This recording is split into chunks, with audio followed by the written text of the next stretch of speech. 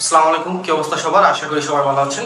আমি আপনাদের ফাহিম স্যার। তো আজকে আমি যে টপিক নিয়ে আলোচনা করবো সেই টপিকটা হচ্ছে আইসিটি তৃতীয় অধ্যায় সংখ্যা পদ্ধতি ও ডিজিটাল ডিভাইস। তো সংখ্যা পদ্ধতি শুরু করার আগে আমাকে যেসব জিনিস জানতে হবে সেই টপিকের ভিতরে একটি হচ্ছে স্যার, মূলত স্যার সংখ্যা পদ্ধতিকে দুই ভাগে ভাগ করা হয়। একটা হচ্ছে স্যার পজিশনাল,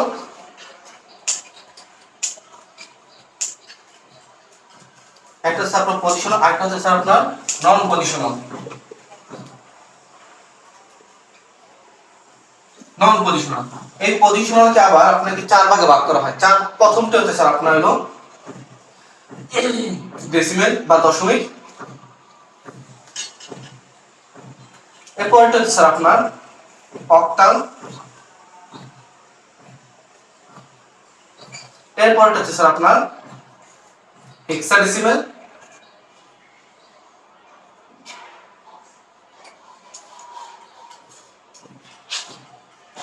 এরপরটা হচ্ছে আপনার বাইনারি।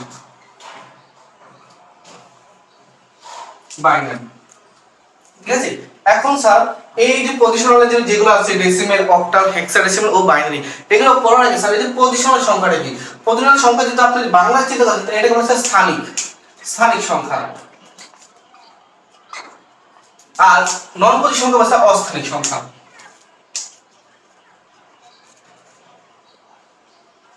অস্থানিক সংখ্যা। এখন স্যার পজিশনাল জিনিসটা আসলে কি? তা আমি একটা উদাহরণ দিই। ধরেন স্যার আমি পজিশনালটা বোঝার জন্য একটা উদাহরণ দিব, আর নন পজিশনাল বোঝার জন্য একটা উদাহরণ দিব। ধরেন আমি একটা সংখ্যা ধরলাম 2 2 2। এখন আমি যদি জিজ্ঞেস করি স্যার এখানে কি লেখা আছে, এখানে ম্যাক্সিমাম বলবে স্যার এখানে লেখা আছে স্যার 222। আসলে স্যার এখানে 222 লেখা আছে। তো এখানে স্যার একটা জিনিস খেয়াল করুন, পজিশনাল। পজিশনাল মানে হচ্ছে আপনার পজিশন বুঝে আপনার একটা পাওয়ার থাকবে। যেমন খেয়াল করেন আপনার যে প্রথম পজিশনটা মানে প্রথম যে দুইটা, এই দুইটা কত করে আছে? এই দুইটা কি স্যার আপনার এক করে করে আছে। প্রথম দুইটা কি স্যার এক করে করে,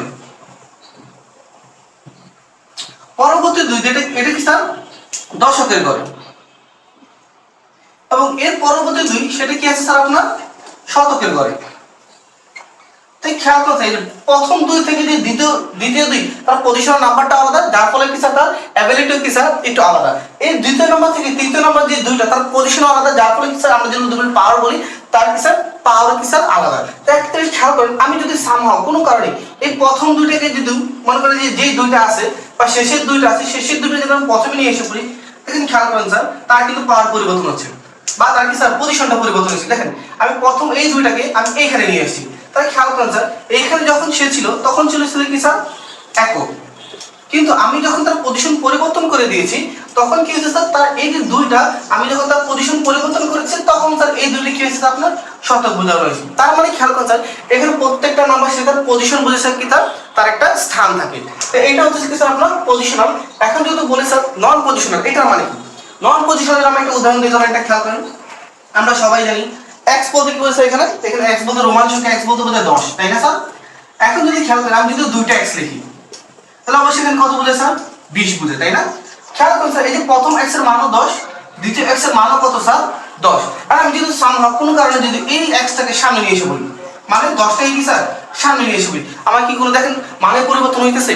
হইতেছে না। তার মানে পজিশনাল সংখ্যা পদ্ধতি হচ্ছে যেই সংখ্যা পদ্ধতি যার সংখ্যা পরিবর্তনের ফলে কি স্যার মান পরিবর্তন হয়, আর নন পজিশনাল বা অস্থায়ী পদ্ধতি হচ্ছে যেটা কি স্যার সংখ্যা পরিবর্তন করার ফলেও কি স্যার তার কোনো মান পরিবর্তন হয় না। এইগুলোকে বলেছেন কি আপনার স্থানিক বা কি বলেছেন পজিশনাল ও নন পজিশনাল। এখন আমরা স্যার অভ্যন্তরের ভিতরে আসি। প্রত্যক্ষ বিষয় হচ্ছে স্যার এই যে আপনার দশমিক। এই দশমিককে স্যার অনেকে স্যার ইংলিশে ডেসিমেল বলে। স্যার এটা অবশ্যই ডেসিমেল, আপনার পরীক্ষার খাতায় অনেক সময় আসে এটাকে ডেসিমেলে রূপান্তর করো কিংবা অক্টাল থেকে বাইনারি বা ডেসিমেলে রূপান্তর করো। তো এই যে স্যার ডেসিমেল মানে হচ্ছে স্যার আপনার দশমিক, আমি লিখে দিলাম স্যার ডেসিমেল মানে কি স্যার দশমিক। এখন এইখানে যে চারটা সংখ্যা আছে এই যে চারটা সংখ্যা নিয়ে আমরা স্যার একটা আলাদা একটা টপিক করা দরকার, কারণ এই চারটা সংখ্যা স্যার বোঝার জন্য স্যার কিছু নিয়ম আছে স্যার। তার প্রথমে স্যার দশমিকে চলে যায় স্যার।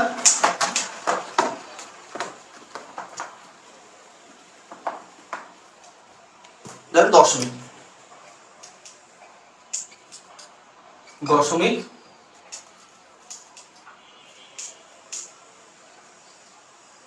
দশমিক যেটা স্যার ইংলিশে বলে ডেসিমেল, ঠিক আছে? তাই খেয়াল করছে এই যে দশমিক, এই দশমিক জিনিসটা কি?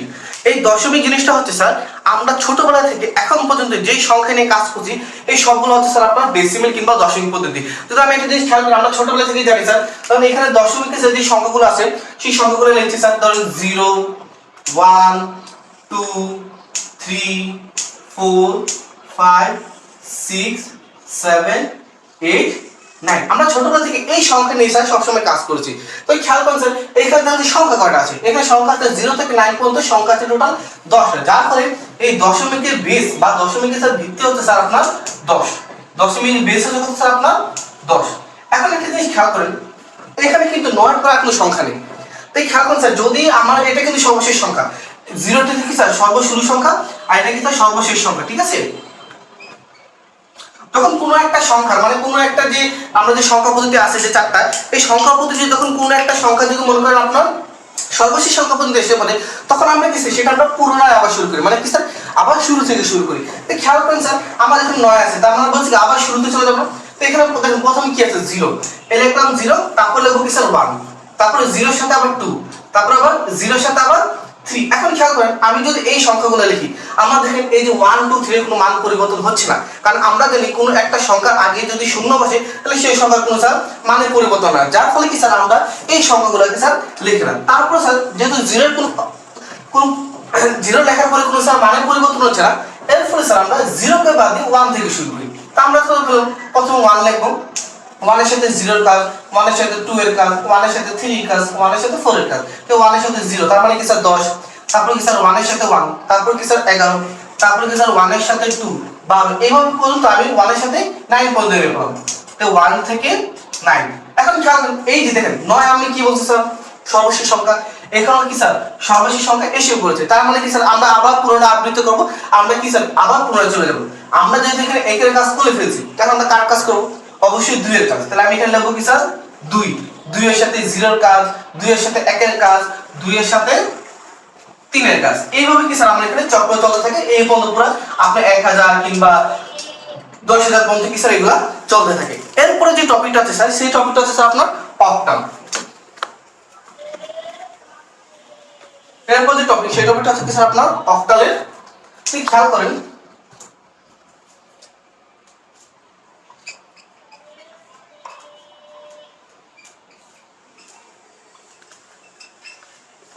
তো অক্টালে স্যার আপনার যে সংখ্যা আছে এখানে স্যার 0 থেকে 7 পর্যন্ত সংখ্যা আছে। আমরা যে আগে যে ডেসিমেল সংখ্যা পড়েছিলাম ওইখানে কিসে স্যার 0 থেকে আপনার 10 পর্যন্ত ছিল না, সরি 0 থেকে আপনার 9 পর্যন্ত ছিল, কিন্তু এখানে স্যার আপনার 0 থেকে 7 পর্যন্ত 0 1 2 3 4 5 6 7। তো এখানে কি বলছে স্যার 0 থেকে আপনার 7 পর্যন্ত সংখ্যা আছে। যেহেতু এখানে 0 থেকে 7 পর্যন্ত সংখ্যা আছে, তাহলে বলুন এখানে কয়টা সংখ্যা আছে টোটাল? এখানে সংখ্যা স্যার আপনার 8টি। এর জন্য স্যার অক্টালে স্যার বেস বলা হয় 8 কে। অক্টালে তারা কত দ্বারা প্রকাশ করে? 8 কে। আমরা ডেসিমেল কে পাইছি স্যার 10 কে, আর অক্টালকে স্যার প্রকাশ করে কত দ্বারা স্যার আপনি 8 কে দ্বারা। তো একটা জিনিস খেয়াল করেন, আমরা আবার দেখেন আমরা যে আগের অঙ্কে 9 ছিল সর্বশেষ সংখ্যা, মানে কি স্যার আগের যে নিয়মটা সেখানে 9 ছিল সর্বশেষ সংখ্যা, কিন্তু এখানে স্যার 7 হচ্ছে সর্বশেষ সংখ্যা। তার মানে এটা কি স্যার 7 এর পরে আবার পুনরায় মানে আবার 0 থেকে শুরু হবে কিংবা আবার 1 থেকে শুরু হবে। তাহলে আমি খেয়াল করলাম আমার 7 কি স্যার সর্বশেষ সংখ্যা, তাহলে আমি স্যার আবার 0 থেকে আনবো। আমি আগের যে নিয়মটা সেখানে বলছি স্যার আপনি যদি 0 সামনে দেন তার কোনো মানে পরিবর্তন হয় না, যার ফলে কি স্যার আমরা 0 টাকে আই না, আমরা জানি কি স্যার 1 থেকে নিয়েছি। তাহলে আমি কি করব স্যার দেখেন, লিখব কি স্যার 1, 1 এর সাথে তারপর 0 এর কাজ 0, তারপর কি স্যার 1 এর সাথে 1 এর কাজ, তারপর কি স্যার 1 এর সাথে 2 এর কাজ, এভাবে চলতে চলতে 1 এর সাথে 7 এর কাজ মনে এসে করব। তো 1 এর সাথে কি স্যার 7 এর কাজ। তো খেয়াল করেন আমি বলছি 7 সর্বশেষ সংখ্যা, তার মানে কি স্যার এটা আসার পর সেটা আবার পুনরায় হবে। তার মধ্যে আমি একটা কাজ করে ফেলছি, তাহলে আবার কার কাজ হবে স্যার 2 এর কাজ, তাই না? তাহলে আবার লিখব কি স্যার 17 এর পর কত হবে স্যার 20। আপনার এমসিকিউ তো অনেক সময় আসে, ঠিক আছে, মানে 7 এর পরবর্তী সংখ্যা কত অক্টালে। আবার বলে স্যার অক্টালে 17 এর পরবর্তী সংখ্যা কত, আবার বলে স্যার অক্টালে 27 এর পরবর্তী সংখ্যা কত। এইগুলো স্যার আপনার এমসিকিউ তো অনেক বেশি আসে, যার কারণে কি স্যার আমি এগুলো একটু সুন্দর করে বুঝিয়ে দিচ্ছি, ঠিক আছে। তো আমি এই জিনিসটা সবচেয়ে বেশি মনে রাখবেন, আপনার ডেসিমেলকে প্রকাশ করা হয় 10 দ্বারা বা বেস হয় 10, আর অক্টালে বেস হলো কত স্যার 8। কেন? কারণ এখানে 0 থেকে 7 পর্যন্ত বা 0 থেকে 8টি সংখ্যা আছে, যার ফলে কি স্যার এখানে কত দ্বারা প্রকাশ করে স্যার আপনার 8 দ্বারা। এরপর আসি স্যার আপনার হেক্সাডেসিমাল। এরপর আসি তো আপনার হেক্সাডেসিমাল।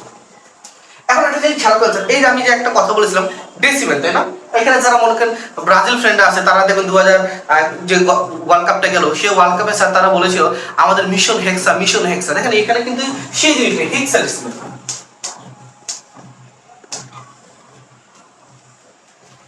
মানে হেক্সা মানে কি স্যার হেক্সা মানে হচ্ছে স্যার 6 হেক্সা মানে হচ্ছে কি স্যার আপনার 6 আর ডেসিমেল মানে আমরা মাত্র বললাম স্যার ডেসিমেল কত দ্বারা প্রকাশ করা বা ডেসিমেলের ভিত্তি কত স্যার 10 তাই আমি ঠিক জানলাম স্যার আমরা 10 আমরা যদি 6 সাথে 10 যোগ করি তার মানে কি স্যার এখানে 16 তার মানে এখানে দেখেন আমরা যে আগের অঙ্কে মানে ডেসিমেলকে প্রকাশ করতে 10 দেয় তার মানে এখানে 0 থেকে 9 পর্যন্ত আছে এই অক্টাকে প্রকাশ করা গেছে আপনার 8 দ্বারা তার মানে কি স্যার এখানে 0 থেকে 7 পর্যন্ত সংখ্যা আছে আর এটা যদি 6 সাথে 10 যোগ করলে কত স্যার আপনার 16 তার মানে এখানে কি স্যার অবশ্যই 0 থেকে আপনার 15 পর্যন্ত সংখ্যা আছে কিন্তু এখানে আপনি 15 লিখতে পারবেন না এখানে একটা কাজ আছে সেই কাজটা আমি করি করেন খেয়াল করুন আপনি এখানে যে অক্টাল হেক্সাডেসিমাল কি স্যার 0 1 2 3 4 5 6 7 8 9 তারপরে এখানে কি স্যার ধরেন 10 11 12 13 14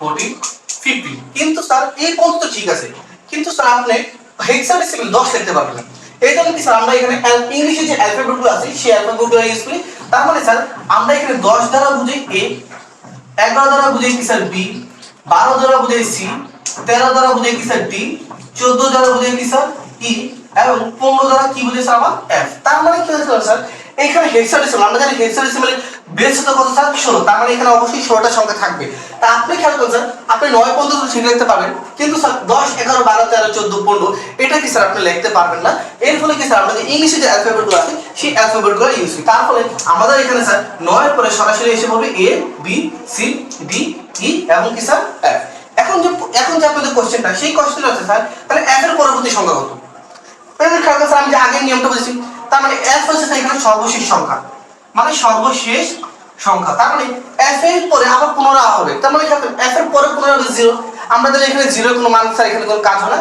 তার আমরা দেব কি স্যার 1 তাহলে আমরা কি স্যার প্রথমে 1 0 লিখব তারপর কি স্যার 1 1 লিখব 1 3 লিখব 1 4 1 5 1 6 1 7 1 8 1 9 তারপরে কি স্যার y 9 এর পরে যে আমরা তো ডেসিমেল তো চলে গেছিলাম 20 তে কিন্তু এখানে 9 এর কিন্তু শেষ সংখ্যা আছে এরপর আছে কি স্যার a তাহলে লিখব sir 1 a 1 b 1 c 1 d এবং কি স্যার 1 এর পরে তারপর কি স্যার 1 f এই খেয়াল করুন স্যার আমি যদি 1 f লিখি তাহলে দেখেন আমার কিন্তু f মানে কি সর্বশেষ সংখ্যা আমার সর্বশেষ সংখ্যা এসে পড়েছে তার মানে কি সেটা আবার পুনরাবৃত্তি হবে তার মানে কি স্যার হবে আবার হবে 20 এবং চলতে 2f পর্যন্ত এভাবে কি স্যার এটা চলমান করতে থাকবে ঠিক আছে তারপরে স্যার আমরা যে টপিকটা আছে সেই টপিকটা হচ্ছে স্যার আপনার বাইনারি